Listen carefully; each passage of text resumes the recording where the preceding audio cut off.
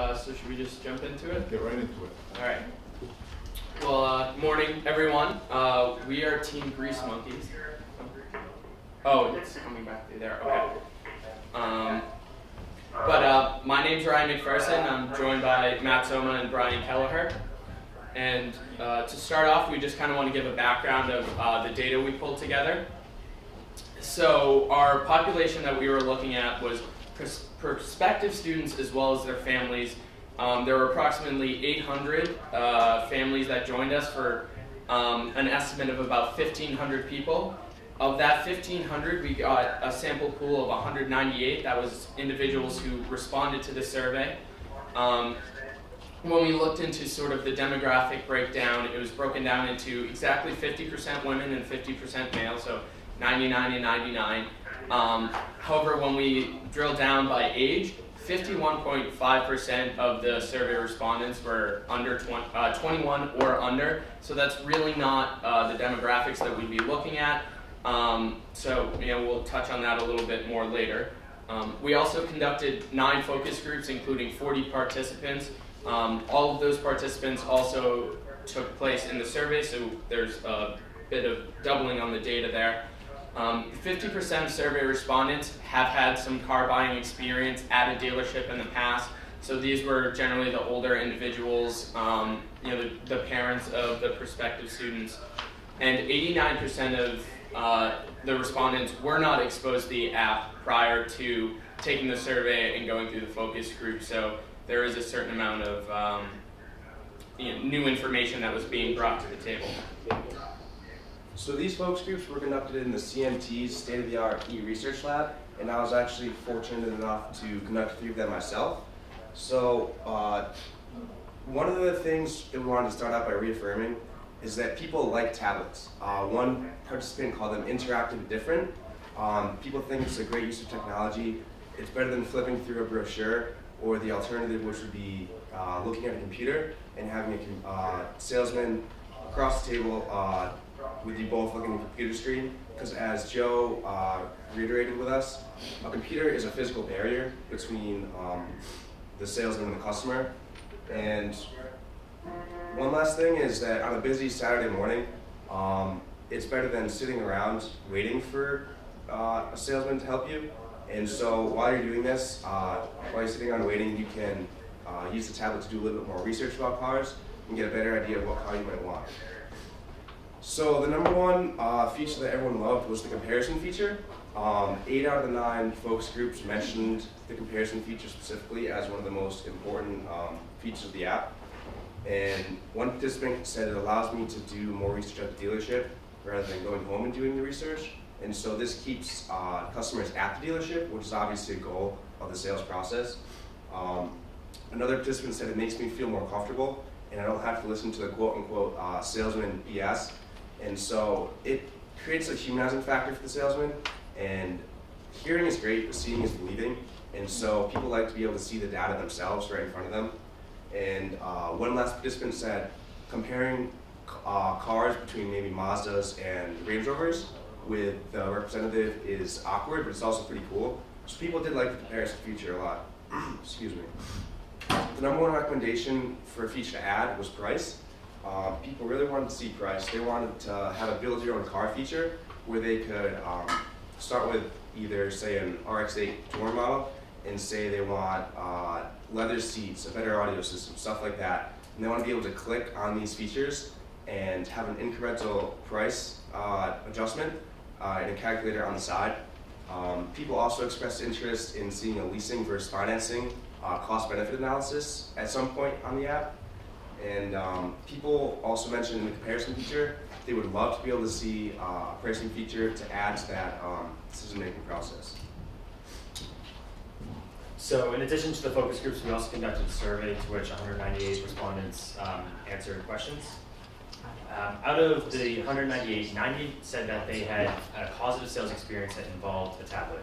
Out of those 90, 72.2% believe that the utilization of a tablet and a positive sales experience actually provided for a better sales experience. Also on the flip side, the other 108 respondents that did not have a tablet use and a positive sales experience believe it would have improved a sales experience. So just to reiterate, the tablets are a positive way to move forward with the selling process. Getting into a little bit more analytics with the survey, when we did some comparisons, we found, and some answers, that most of the respondents, when they referred to a positive sales experience, referring to high-end electronics as well as automobiles. High-end electronics by far the larger of the responding numbers, and then automobiles closely followed. When we compared the people that said that high-end electronics and automobiles were a positive sales experience to the fact that either a tablet was used in the sale, it provided for a better selling experience, or if it wasn't used in the sale, it would provide, or they thought it would provide for a better selling experience. We found an asymptomatic significance level when doing chi-square analysis tests and SPSS, which showed that there was an independent relationship between the two. So the fact that they were utilizing a tablet did not have any impact on whether they purchased a sale in high-end electronics. We think that this might be a little bit skewed, depending upon, we thought that respondents were thinking of Apple stores, how they're frequently used, and we also thought that they were probably, it was just the majority of the thoughts, we thought that those results might have been a little skewed. However, it does give us some more important information. As well as we also looked at, with the same question, if in reference to the bus buying experience, high-end electronics and automobiles, we compared if a tablet had been used, if it provided for a better buying experience, or if the tablet did not be used, if they thought it would be provided for a better buying experience, compared to a salesperson's actually, their actions during the sale. Actions like following up on a sale, concerned with customer needs, providing all the products and services, depending upon their needs, developing a personal relationship. And for this, we found a significance level on all those below 0.05 when doing chi-square analysis tests, which showed a dependent relationship. So Mr. Shaker referenced that several times salespeople have the kind of the impact on the sale, and it just it shows that the variables associated with a good salesperson's techniques were impacting the sales of high-end electronics and automobiles. Okay. So our group has 3 major recommendations, and just to preface this, a lot of our recommendations came directly from the focus group. We thought this was more reliable information, as we already talked about the demographics of the survey takers, with 51% essentially being out of the market for cars. But again, our initial thing was pricing. We understand that Mazda wants to guard its prices both from a competitive standpoint and then also from a salesperson to salesperson standpoint. They're operating within a certain range that they can sell at, and giving that kind of information to consumers certainly leverages buying power. But we think there can be a consumer-facing piece of the app that allows consumers to add extra packages and see what the price impact would be. And rather than link directly to Mazda's data, we could link to MSRP data, which is already available. And again, it's all about bringing it to sort of a one-stop shopping where, again, giving more value to the actual salesperson as they, eliminating the stigma of someone's trying to trick me into buying a car. So our second recommendation was concerning the About Mazda videos. We liked the fact that the videos show who Mazda is as a corporation, where they come from, kind of who they are in Japan. But one of my focus groups was concerned that it might not be relatable to Americans, especially in places like Detroit, where people might feel offended that these videos are being shown to them, because there's a stigma that foreign car companies take jobs away from America. And so we know that Mazda does provide lots and lots of jobs to Americans here, between making parts and other service features. And so these should be highlighted in these videos. People should know that Mazda provides all these jobs. And so we came up with the recommendation that these videos should be focused to the region of the country that the dealership is in. So for example, a dealership in Texas in the South might show actors in the video, kind of wearing cowboy hats, something like that, or maybe have oil refineries in the background.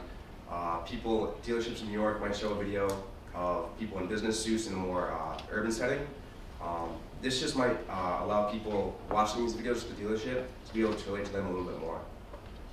So for our final recommendation, some of the concerns brought up during these focus groups and during some of our research showed that there was a little bit of a lull time between when the salesperson actually went to go get the car, and the consumer just being left there, kind of not really doing anything. So we came up with the concept of gamification. Well, we didn't come up with the concept, but we decided to actually pursue the option, and we're going to be looking into it for further research. The concept of gamification involves involving game design with with a business purpose to solve a business problem. So what we would be able to gather from this is by providing, maybe on a consumer side of the app or by just giving it to them, we would be able to provide and collect data through different types of leaderboards, incentives during that lull time. That concludes our presentation. We now would like to open up for any questions. I'm going to dial Lawrence, and you can ask questions.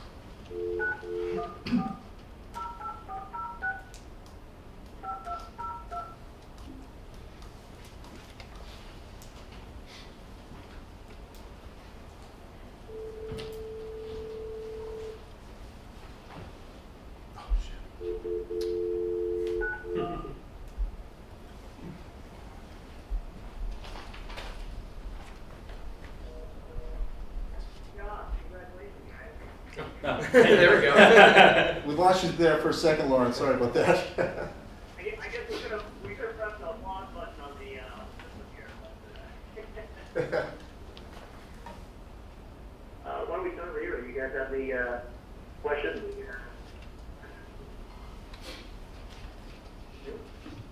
Just, you were mentioning the pricing being one of the recommendations, and I think you said something about linking to MSRP sites. Is that what the consumers in your focus group are looking for, was just the standard retail price? Really what they liked is sort of the fact that it's not pricing coming from the salesperson, it's a little more trustworthy. So, and we figured by linking to the MSRP, it was a better way to protect Mazda and their salespeople while also giving them the information that they seek. Okay, thank you. Question for me, you guys talked about the location and some of the videos regarding the manufacturing in Japan and some of the engineers as not being entirely relatable. So did the group that you were talking to, did they personally feel that way, or there was concern that might have others in other regional areas that might have that concern? Right, so one of my focus group participants was from Montana, and so I showed them the video. I just clicked on the first one I saw, and it was Japanese school children kind of running around in the city, and she said that personally that didn't relate to her, and also she was concerned for people that might be from Detroit. Okay. Okay. Thanks. I think that's all the questions we have. Great presentation, guys. Thank you very much. Thank you. Hey, Lawrence, if you want to stay connected and just mute your phone, we were just getting a lot of echo back here. I'm going to mute both sides, but when it's time for questions, I'll just unmute. Actually, maybe what we can do, let us give you our web conference number. Yep. Okay. We'll dial that. I'll email it to you now, Kim, and then you can dial it back, and that way we'll just have a little bit of a better connection to my cell phone. Okay. I'll email that to me. I'll dial it at the end of the next presentation. Thanks. Okay. Great. Okay, I'll put it down. Next team.